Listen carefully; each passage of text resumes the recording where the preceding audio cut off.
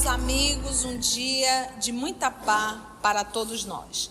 Hoje, exatamente 9 de setembro de 2025, estamos nós reunidos para estudarmos a obra Missionários da Luz. Nós estamos no capítulo 18, intitulado Obsessão. E vamos agradecer ao nosso Senhor Jesus, aos nossos amigos espirituais, ao nosso Pai Criador, por mais essa oportunidade, Senhor, que nos dás de estarmos aqui, reunidos em torno da obra Missionário da Luz, para aprendermos, Senhor, sobre o mundo espiritual, sobre a influência dos espíritos sobre a nossa mente, sobre a nossa vida. Que essas lições possam nos despertar para a responsabilidade, para a atenção que devemos ter com as nossas atitudes e com os nossos pensamentos. Te pedimos a inspiração de que tanto precisamos e o amparo de que tanto precisamos. Que a tua paz nos envolva e te pedimos a permissão para iniciar o nosso estudo. Vamos fazer uma rápida recapitulação, que nós ficamos 2 semanas sem gravar. Então é necessário para nós que estamos presentes, para quem está em casa normalmente assiste um grudadinho no outro, né? Mas até para quem está acompanhando está também 2 semanas sem poder ouvir. Então vamos recapitular esse capítulo 18 que retrata a obsessão. O que nós temos no capítulo 18? Eu vou pegar alguns tópicos, mas vamos primeiro entender. Eles estão indo a um centro espírita, a uma instituição em que está tendo uma reunião de desobsessão.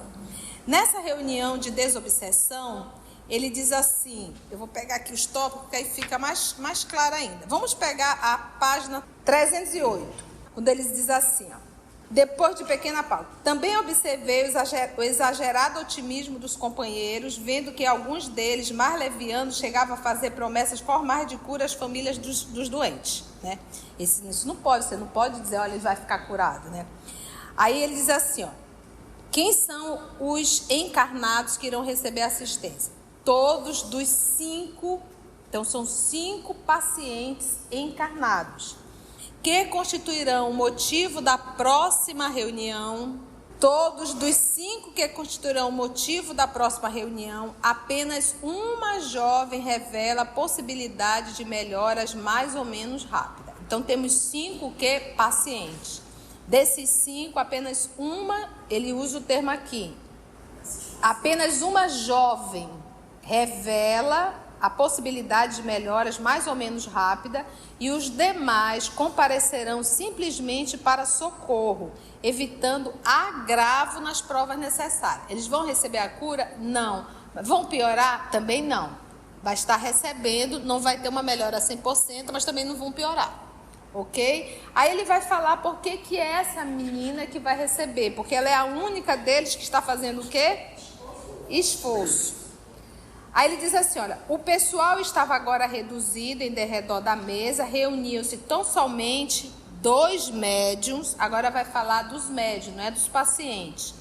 6 irmãos experimentados no conhecimento e prática de problemas espirituais e os obsidiados do tratamento. Então, nessa sala nós temos 2 médiuns, 6 trabalhadores, médio de apoio, médio dialogador, e mais os 5 pacientes. Então, dentro dessa sala tem 13 pessoas. Porque nesse período aqui, então nessa época aqui, eles faziam muito essas reuniões na presença do paciente. Hoje isso não é feito mais, né? Não se coloca. Até porque muitas pessoas saem mais perturbadas ainda. Né? Aí ele diz, os enfermos em número de 5 apresentavam características especiais. Isso eu estou na página agora 310. 2 deles, então ele está falando agora de quem? Dos enfermos. Quantos enfermos são? 5. Os enfermos em número de 5 apresentavam características especiais. 2 deles, uma senhora relativamente jovem e um cavalheiro maduro. Então 2, uma senhora relativamente 3 e um cavalheiro 4. Então aqui ela já fala de 4 pacientes. 2 deles, uma senhora relativamente jovem e um cavaleiro maduro, ou seja, esses 4 demonstravam enorme agitação. 2 deles Desses dois deles eram quem? Uma senhora relativamente jovem e um cavaleiro maduro, são os dois. Demonstravam enorme agitação. Esses são os pacientes, uma senhora e um rapaz. Aí ele diz, 2 outros dos 5, agora vai os 2 outros, que formam 4. Ambos moços e irmãos pelo sangue. Então, a primeira dupla, um homem e uma mulher relativamente jovem. A segunda dupla, 2 irmãos. Isso aqui todo mundo está encarnado, são os pacientes. Pareciam completamente imbecilizados, esses 2 irmãos. E por último, observamos a jovem a que Alexandre se referia, dizendo que essa era a única que iria receber um amparo, porque de todos era a que estava mais... Agora você, tanto é que ele diz, olha, qual é que estava a situação dos 2 primeiros? Enorme agitação. Qual a situação dos 2 outros? De uma forma... imbecilizados. Então, olha o nível dessa obsessão. Aí, mais embaixo, na 311, ele ainda diz assim, no segundo parágrafo. As entidades inferiores, presta atenção aqui, que aí a gente entende. As entidades inferiores que rodeavam os doentes compareciam em grande número. Nenhuma delas nos registrava a presença, nenhuma dessas entidades. Então, enquanto dentro da sala nós temos quantas pessoas? 13. No mundo espiritual está vomitando de espíritos. Nenhuma delas nos registrava a presença em virtude do baixo padrão vibratório em que se mantinham. Essa é a condição da sala. Mais embaixo diz assim Alexandre, porque chegam aí quem? Segui eles atentamente a movimentação quando fui surpreendido com a chegada de 2 amigos de nosso plano. E 2 desencarnados. E o Alexandre diz que eles são quem? Os intérpretes. Porque o que acontece? Eles enxergam o Alexandre? Não. Esses 2, eles enxergam? Então, o Alexandre, para falar com esses espíritos, vai utilizar os intérpretes, que são esses 2 que acabaram de chegar. Tá bom? Mais embaixo, e aí se a gente for agora para a página 312, a gente vai beber assim, ó. A essa altura, os novos amigos entravam em palestra com as entidades da sombra. Quem é? Esses 2 intérpretes. Ele diz antes que esses 2 já eram conhecidos pelos desencarnados. Sim, era um trabalho que ele já fazia, né? Tanto é que ele zomba, né? Olha aí, chegou o pessoalzinho da luz, né? Então, a essa altura, os novos amigos entravam em palestra com as entidades da sombra. Um deles dirigiu-se a uma senhora desencarnada em tristes condições que se ligava a um dos obsidiados em posição de idiotia. Qual eram os obsidiados que estavam em posição de idiotia? Os irmãos, os 2 irmãos. E essa entidade, ou seja, ela não está se comunicando através do médium, não. O trabalho está acontecendo no mundo espiritual, né? No mundo espiritual. Tanto é que mais embaixo vê esse porque o doutrinador, na página 312, e porque o doutrinador desencarnado afitasse compadecido murmurou. Então a gente percebe que quem está conversando com ela é o próprio dialogador, que é o intérprete, que está sendo conduzido pelo senhor Alexandre, no mundo espiritual. E aí, na 315, a gente vai retomar mais um pouquinho em cima, né? A interlocutora em face é aonde nós vamos recomeçar. Então, nós já estamos ambientados com o texto, vamos retomar a leitura.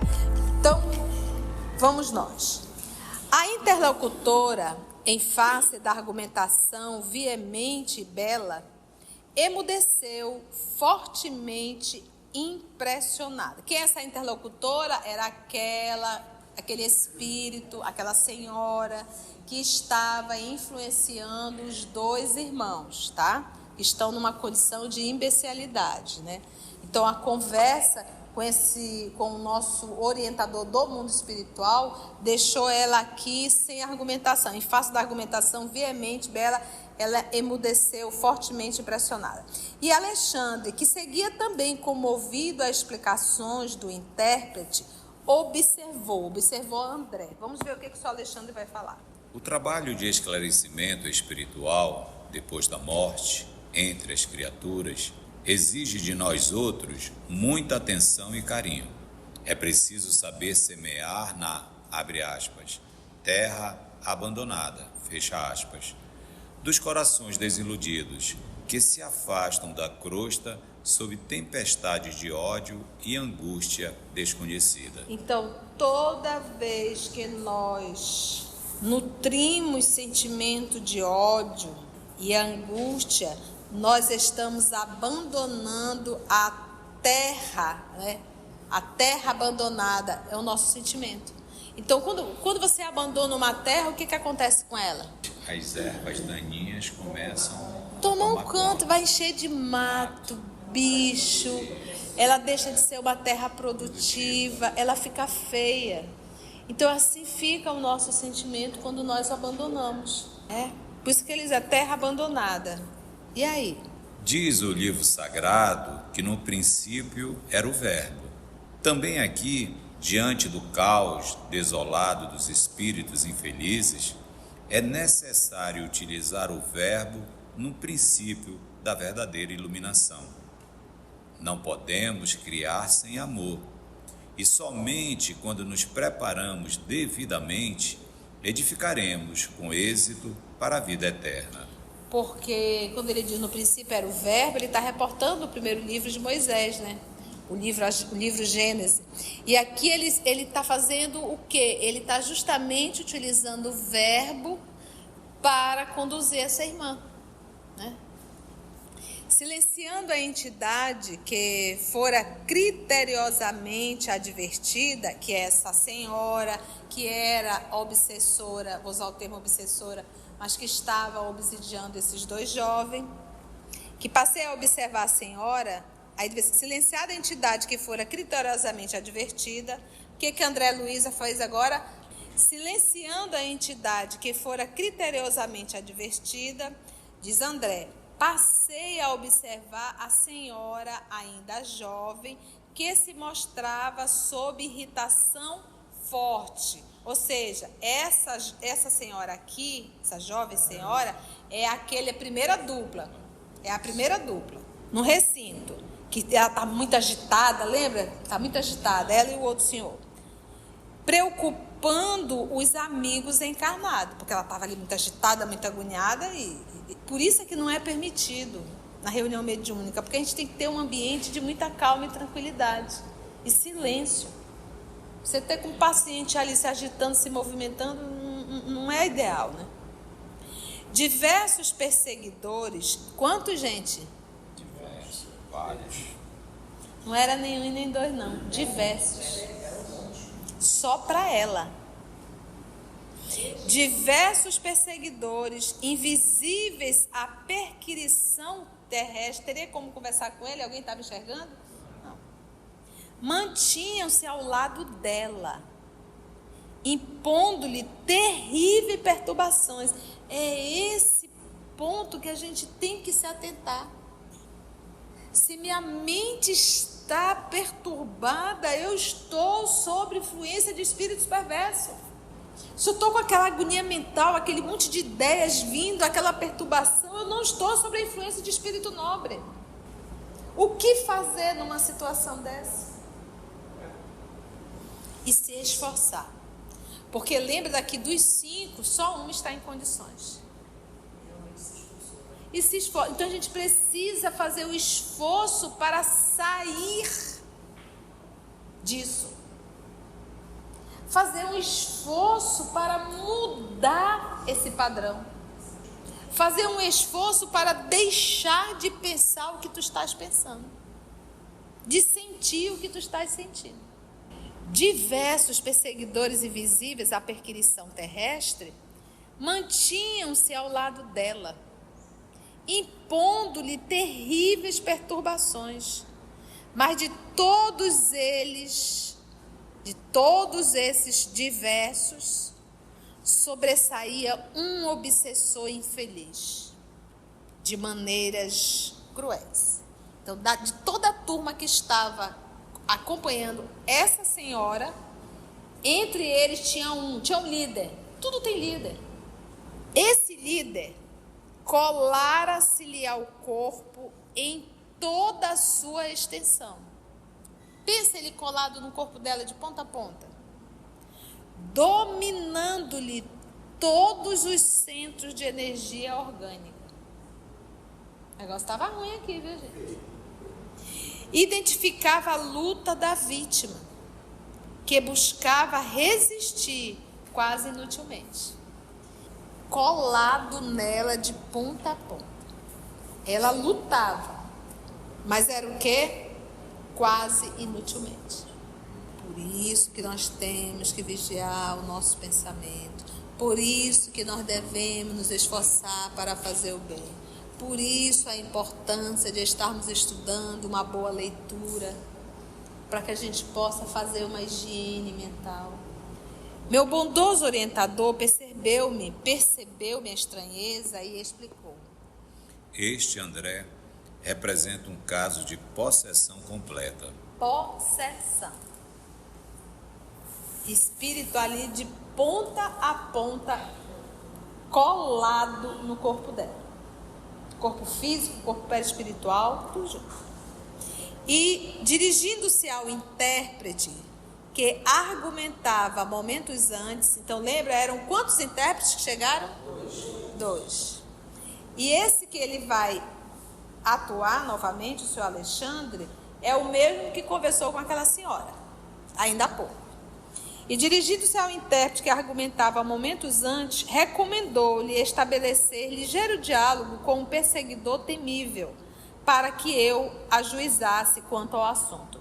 Então, ele se converse um pouco com esse obsessor, porque o André está aqui como aprendiz, né? Então, a gente já percebeu que no mundo espiritual aprende praticando. Sentindo-se tocado pela destra carinhosa do nosso companheiro, o infortunado gritou: Não me venha ensinar o caminho do céu. Conheço minha situação e ninguém pode deter meu braço vingador. Acentuou o amigo com serenidade evangélica. Não desejamos forçá-lo, meu irmão. Tranquilize-se.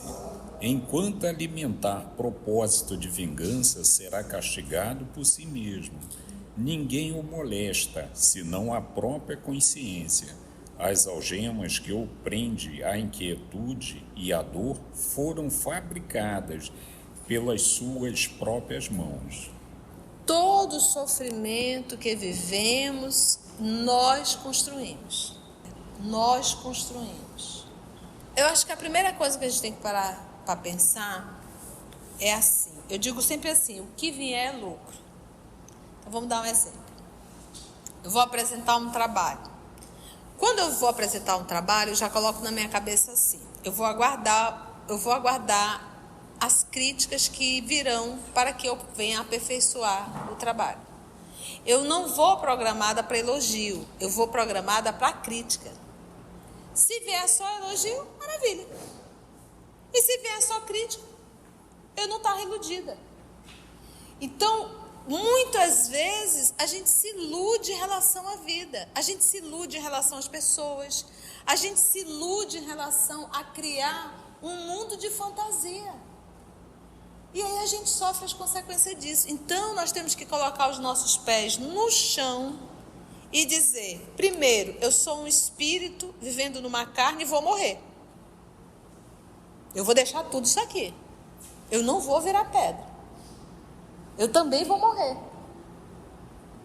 Segundo, as pessoas não são perfeitas nem do jeito que eu quero que seja. Eu não sou. Então, quando a gente começa a ter essa realidade, a gente começa a viver melhor com as pessoas. E deixa de exigir. As pessoas são do jeito que são. O mundo é o que nós fazemos dele. E ninguém aqui é anjo. Não existe. Para onde você virar vai ter problema. Você diminui as expectativas. Sim. Entender que as pessoas são iguais a você, elas têm problemas, dificuldades. E às vezes você é muito pior que elas. Você está cobrando o quê? E você não sofre. Isso. Porque você não criou expectativa. Você não sofre. Então, ele diz assim, olha, tranquilize-se, enquanto alimentar propósito de vingança, será castigado por si mesmo. Ou seja, se eu não libero perdão, eu mesmo sofro. Eu imponho a mim esse castigo. E qual é o castigo? Gente, olha aqui. Ele está desencarnado, colado ao sofrimento de uma irmã que ele está proporcionando. Isso é um castigo para ele. Ele está colado ao sofrimento, ele vê o sofrimento. Ele não é feliz. Ele sofre junto. Isso já é um castigo. Ele poderia estar no lugar do André Luiz aprendendo. Poderia estar fazendo bem. Poderia estar participando de aulas. Poderia estar participando de música no mundo espiritual. Quanta coisa maravilhosa a fazer. Esse é o castigo. Ele se castiga. Obsessão é o tipo que, quando você tem um ódio muito grande de alguém, é como se você quisesse um bom veneno. Você toma um veneno, que é o teu ressentimento, o teu rancor, e você quer que a pessoa que você está odiando morra. Não faz sentido. É complicado enxergar isso. Entende quando ele diz assim? Enquanto alimentar propósito de vingança, será castigado por si mesmo.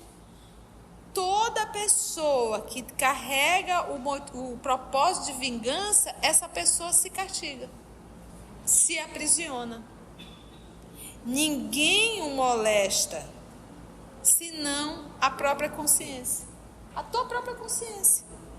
As algemas que o prendem à inquietude e à dor foram fabricadas pelas suas próprias mãos. Então, ela deve ter feito mal, não tenho nem dúvida, para ela ter essa turma toda vinculada a ela. Por isso que diz, não tem vítima na lei. Ela fez alguma coisa. Só que Deus não está contando, Deus, para fazer a sua justiça, Ele não está contando que o seu filho vai ter que sujar as mãos. Nunca Deus chegou assim, meu filho, eu quero que você vire um obsessor e persiga ela e faça ela pagar tudo que ela fez com você. E não ia, imagina, Deus, para fazer a sua justiça, vai solicitar que o irmão suje a sua mão? Em hipótese alguma. Bradou o desventurado. Nunca, nunca. E ela? Fez acompanhar a pergunta de horrível expressão e continuou.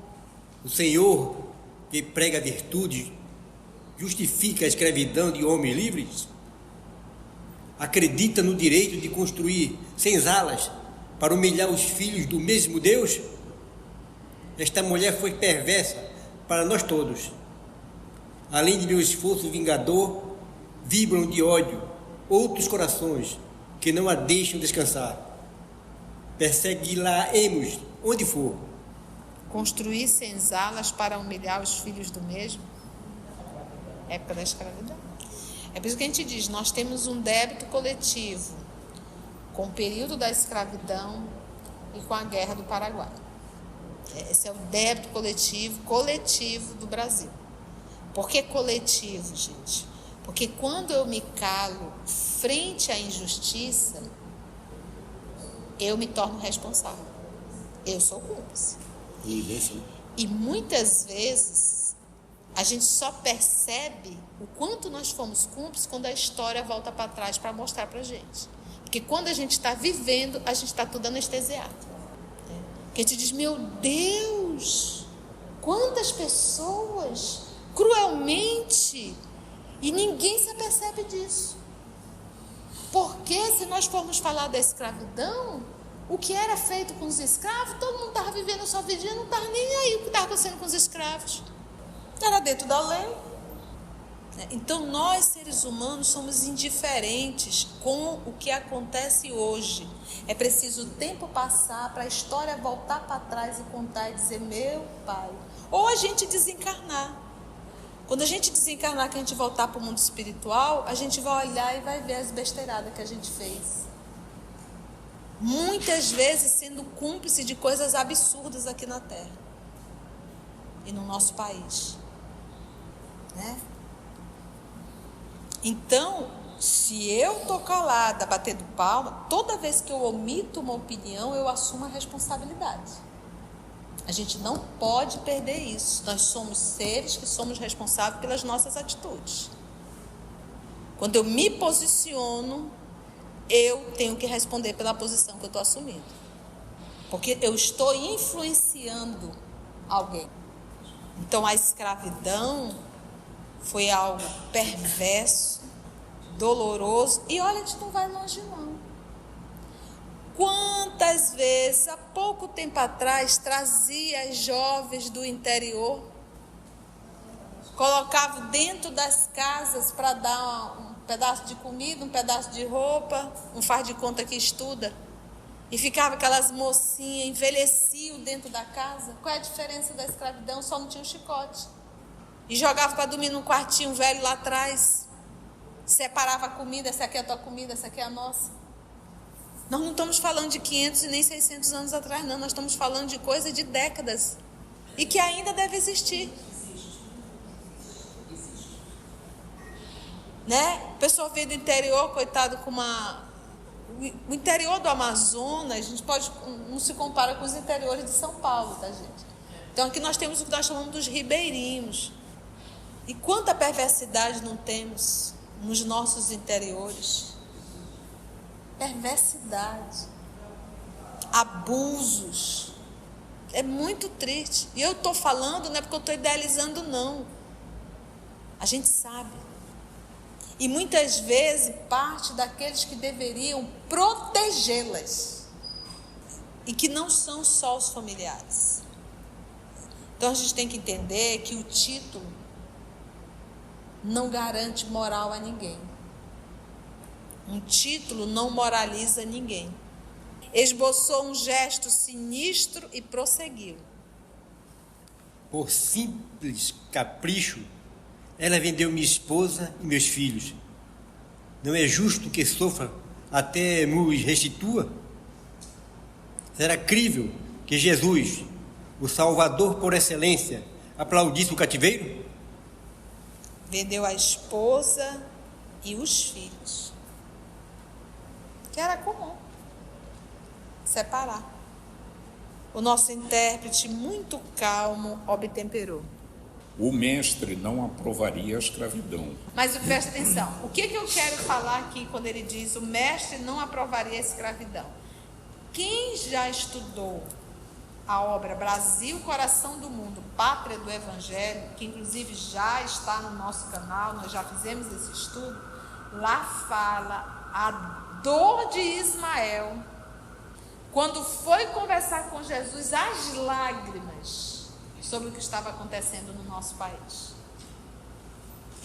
trazendo os nossos irmãos da África, que nenhum animal deveria ser tratado como eles foram tratados dentro daqueles navios. E muitos, inclusive, morreram. Não chegavam, morriam. Não chegavam. Acorrentados.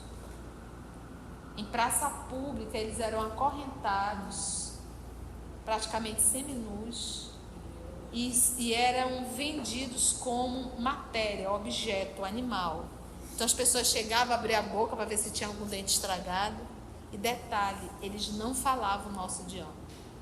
Eles não entendiam o que a gente estava falando.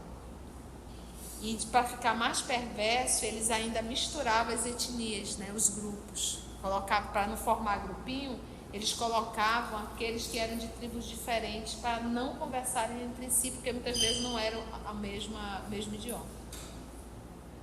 Então, muitos desses escravos que chegaram ao Brasil, através dos atos chamados navios gregos, eles foram capturados pelos próprios irmãos de povo. Para ser entregue para causa de dinheiro, né? Agora, quando a gente fala de escravidão, aí entra o processo expiatório. Vai dizer, então, tia, foi uma programação da espiritualidade a escravidão para esses espíritos expiarem. Gente, nós estamos acabando de dizer que o próprio Ismael foi aos prantos chorar. Então, enfia uma coisa na cachola. Deus não programa a perversidade. Então, quando a gente fala de escravidão, vamos pregar as obras há 2000 anos, 50 anos depois, dali da era do Cristo, mas vamos estudar Sócrates. Já existia escravo lá? Já, gente. Então, o que era o escravo? Anaí me deve uma soma que eu emprestei. A Anaí não teve condições de pagar. Eu tenho direito sobre a Anaí. A partir de agora ela é minha escrava. Ela e os seus familiares. Então é por isso que nós tínhamos, às vezes, pessoas que eram extremamente inteligentes na condição de escravo. Então, por exemplo, na própria obra, 50 anos depois, nós vamos encontrar o Emmanuel, que é o Nestório, como exatamente, era professor.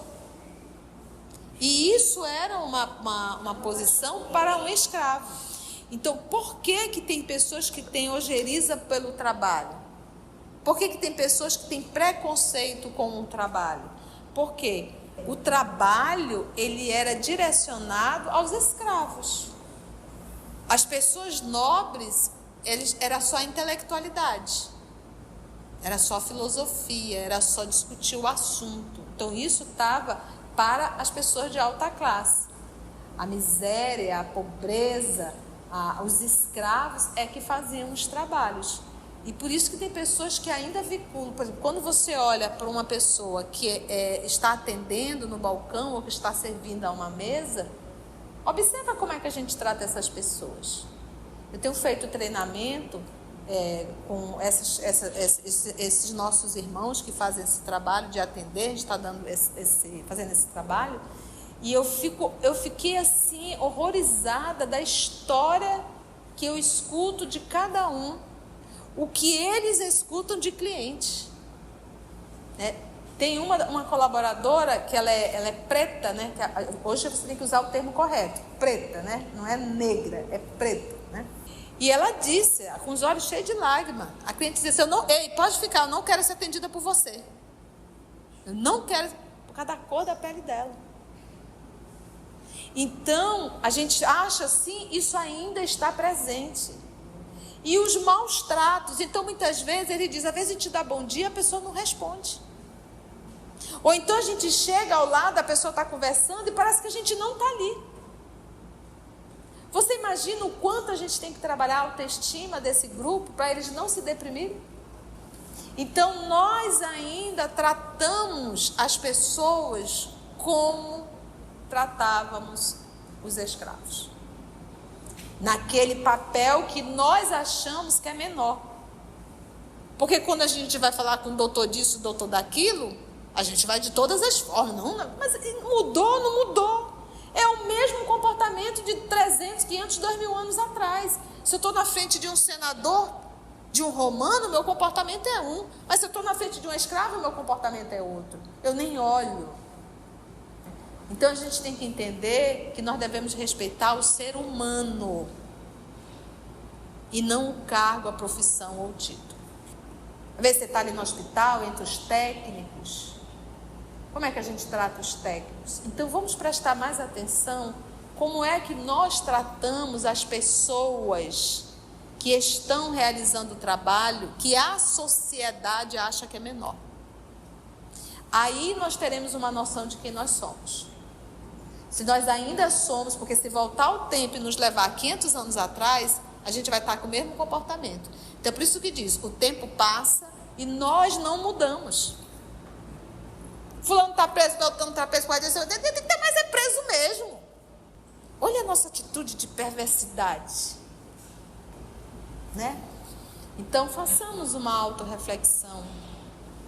O que nós estamos fazendo da nossa evolução, da nossa vida. Então, por isso que a gente diz, mudou? Não mudou.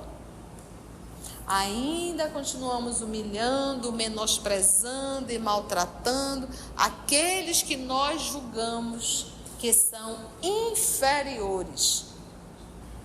O mestre não aprovaria a escravidão. Contudo, meu amigo, recomendou-nos o perdão recíproco, sem o qual nunca nos desvencilharemos do cipoal de nossas faltas. Qual de nós, antigos hóspedes da carne, conseguirá exibir um passado sem crimes? É por isso que eu digo que a melhor coisa que tem é ter alguém para sempre nos estar dando uma cutucada e a gente ter o coração livre de orgulho e vaidade para aceitar. Porque a gente aperfeiçoa no contato um com o outro. Então, muitas vezes a gente deixa de aperfeiçoar porque a gente, por orgulho e por vaidade, não escuta a orientação, o conselho e se revolta. Às vezes estamos errados e achamos que não estamos. Então aqui, olha, o mestre não aprovaria a escravidão, contudo, meu amigo, recomendou-nos o perdão recíproco, sem o qual nunca iremos nos desvencilhar do cipó de nossas faltas. Aí ele faz a pergunta: qual de nós, antigo hóspede da carne, conseguirá exibir um passado sem crime? Ou seja, eu tenho moral para estar cobrando alguma coisa, exigindo? E o meu passado? Bora lá. Neste momento, seus olhos revelam a culpa de uma irmã infeliz. Sua alma, entretanto, meu irmão, permanece desvairada pelo furacão da revolta. Sua memória está consequentemente desequilibrada e ainda não pode reapossar-se das lembranças totais que lhe dizem respeito. Não lhe sendo possível recordar o pretérito com exatidão, não seria mais razoável esperar, em seu caso, pelo justo juiz? Como julgar e executar alguém pelas próprias mãos, se ainda não pode avaliar a extensão dos seus próprios débitos? Então, muitas vezes nós achamos o quê? Eu preciso fazer justiça. Eu preciso ir lá vingar. E a gente vê que isso está tão incutido em nós que os filmes fazem isso e a gente vibra, né?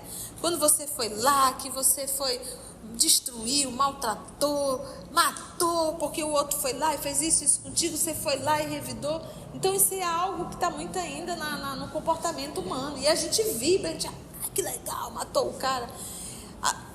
E quando a gente vai ver o filme, vamos dizer assim, a história do nosso Senhor Jesus, a gente fica super triste. Por quê? Porque ele não revidou. E muitas vezes a gente olha para o Cristo como se fosse um derrotado, um covarde, um fraco.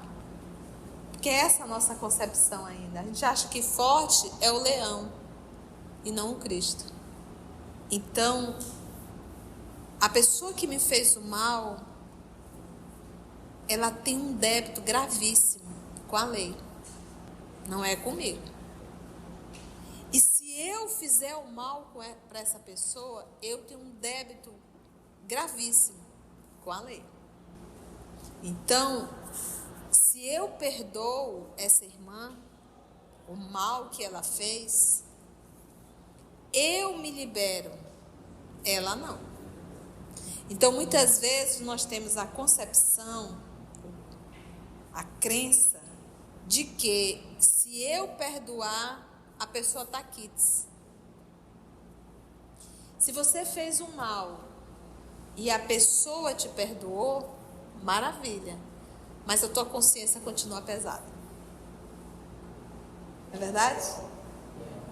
A consciência continua pesada. Toda vez que você olhar para aquela pessoa, você vai lembrar o mal que você fez. E ainda assim você terá que reparar esse mal, mesmo a pessoa tendo perdoado. É da lei. Quem com ferro fere. O revoltado parecia chocar-se ante os argumentos ouvidos, mas, longe de capitular em sua posição de perseguidor, respondeu asperamente: Para os mais fracos, suas observações serão valiosas. Não para mim, porém, que conheço as sutilezas dos pregadores de sua esfera. Não abandonarei meus propósitos. Minha situação não se resolverá com simples palavras. Nosso companheiro, compreendendo o endurecimento do antagonista e apiedando-se-lhe da ignorância, continuou em tom fraterno: Não se trata de sutileza, e sim de bom senso. Aliás, não desejo retirar-lhe as razões de natureza individualista. mesmo porque vigorosos laços unem-lhe a influenciação à mente da vítima. Entretanto, apelo para os sentimentos nobres que ainda vibram em seu coração, fazendo-lhe reconhecer que, sem as desculpas recíprocas, não liquidaremos nossos débitos. Em geral, o credor exigente é cego para com os próprios compromissos. A sua reclamação, na essência, deve ser legítima. No entanto, é estranhável o seu processo de cobrança, no qual não descubro qualquer vantagem, visto que suas atividades de vingador, além de aprofundar suas chagas íntimas, tornam-no antipático aos olhos de todos os companheiros. Nossa, que é interessante, tipo assim, você tá cobrando ela e a tua posição, e a tua atitude. E ele diz, em geral, o credor exigente, ele é cego para os próprios compromissos. Então, muitas vezes você sabe cobrar muito bem, mas você não paga muito bem os teus débitos. Então, e lembra que de todo o grupo, ele é o mais feroz. Lembra disso? É ele que está justaposto a ela. Ferido talvez mais fundamente em sua vaidade, o obsessor calou-se, enquanto o intérprete se voltou para nós outros, indagando de meu orientador quanto à conveniência de ajudar-se magneticamente ao infeliz, a fim de que as reminiscências dele pudessem abranger alguns quadros do passado distante. Alexandre, todavia, considerou cenas do próximo capítulo. No diálogo dele lá, tá? No parágrafo final, anterior, diz aqui: sua memória está consequentemente desequilibrada e ainda não pode reapossar-se a lembranças totais que lhe dizem respeito. Aí vem também uma regressão de memória para o homem aí. Na verdade, ele não está, ele só está se dizendo assim, olha, nós cobramos muito, mas às vezes nós somos um péssimo pagador. Porque, por mais que ninguém nasce para passar por isso que passou, ele poderia resgatar de outra forma, mas não existe vítima na lei. O que me atraiu para essa experiência, para essa encarnação, para esse grupo, né? Tudo tem um porquê. Agora, nós como seres humanos, nós não devemos estar afogando. Não está afogando, não, é expiação, pode deixar afogar. Ah, misericórdia, a gente tem que ter bom senso. Então, ninguém veio aqui para pisar na cabeça e afundar mais ainda a pessoa. Nós viemos aqui para estender a mão e ajudar a pessoa. Esse é o nosso papel sempre. Foi bom, gente? Desenrolou legal, né? Agora está todo mundo atualizado, né, Augusto? Que bom. Alguma pergunta, alguma colocação? A observação que a mulher assediada, os indecisados, não ficou definido como os dois que ela fazia. Obsidiação, né? Eu achava que fosse o cavalheiro, que apesar de estar tenso, também pensava que ela estava obsidiando esse cavaleiro. Não os dois jovens. É um dos dois, né? Um dos dois. Que a gente nem sabe qual é o caso, né? Aliás, ela contou, né? A situação, ela contou. Do outro, da primeira dupla, é que ainda não teve nenhuma comunicação vinculada. Agora é interessante. A gente está ali a gente está ali na reunião mediúnica, mas a gente não tem noção do que está acontecendo paralelo. Sim. Os bastidores. E que está sendo atendido. Então, é isso que a gente tem que entender. A gente acredita que o trabalho da reunião mediúnica se resume às comunicações realizadas. Aquilo ali, às vezes, é só a pontinha do iceberg. Um trabalho grandioso é feito desde que nós ofereçamos espaço para isso. Espaço que eu estou falando não é espaço físico, é espaço mental, o espaço da fé, né, da dedicação. É algo que deve. Então, se as comunicações acontecem, é porque, na verdade, é uma oportunidade que a espiritualidade nos dá de ouvir para aprender. Para ver se não segue o mesmo caminho. Para ver se não segue o mesmo caminho, para entender o mundo espiritual. Pensa você ouvir os espíritos, o espírito falando. É a realidade. Se você chegou até aqui o final, deixa seu comentário. É muito importante a gente poder ler o teu comentário. Não esqueça de curtir para que possa divulgar a página.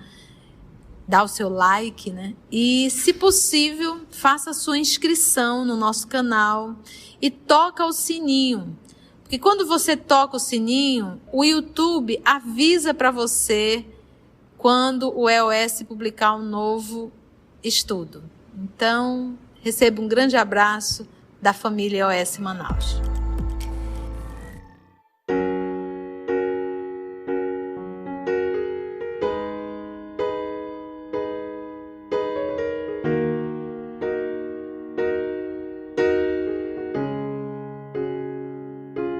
Antes de orarmos em agradecimento, vamos ouvir algumas considerações da tia que destacamos neste estudo para a reflexão dos ensinamentos. Vamos aos destaques da tia?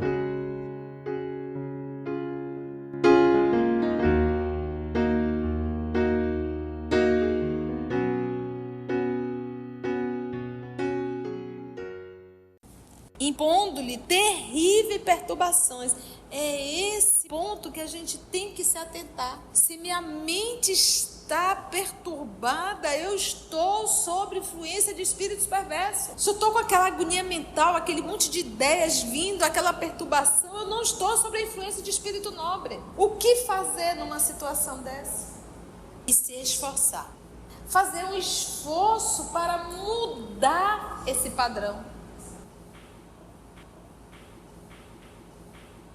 Todo sofrimento que vivemos, nós construímos. Nós construímos. Se eu estou calada, batendo palma, toda vez que eu omito uma opinião, eu assumo a responsabilidade.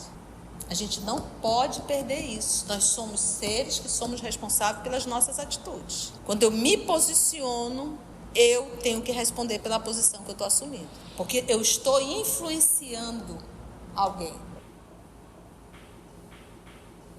Então vamos prestar mais atenção como é que nós tratamos as pessoas que estão realizando o trabalho que a sociedade acha que é menor. Aí nós teremos uma noção de quem nós somos. Se nós ainda somos, porque se voltar o tempo e nos levar 500 anos atrás, a gente vai estar com o mesmo comportamento. Então, por isso que diz, o tempo passa e nós não mudamos.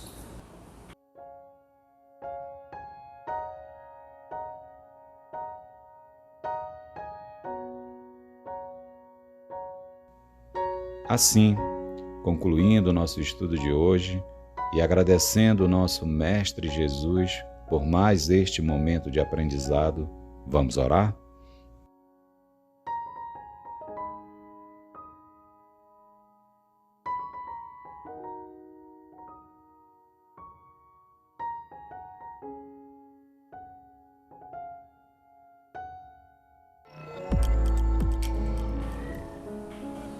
Vamos fazer a nossa prece? E assim, amado Mestre, voltamos para Ti nossos pensamentos, com a emoção de mais um estudo, que nos trouxe linhas esclarecedoras, buscando assim nos fazer refletir, analisar os nossos comportamentos. Ah, amado Mestre, que seria de nós se não tivéssemos o teu amparo, a tua misericórdia para todos nós? Não nos abandone, Mestre amado, pois que ainda temos passos muito vacilantes. Mesmo já conhecedor de muitas páginas de muitas lições tuas, ainda somos renitentes de lembranças, de atitudes, ações repetitivas. Por essas razões, Divino Mestre, queremos agora agradecer-te imensamente pelo amparo a nós dispensados na noite de hoje. Fica conosco, Divino. EOS Manaus. Estudando para servir ao Cristo. Visite nosso site em www.eosmanaus.org. No YouTube, procure o canal EOS Manaus. Participe do nosso grupo no Facebook. No Instagram somos @EOS Manaus. Escute e estude na Rádio Manaus de Estudos Espíritas. Estamos, também, em diversas plataformas de áudio. Procure EOS Manaus, no seu aplicativo preferido. EOS Manaus. Estudando para servir ao Cristo.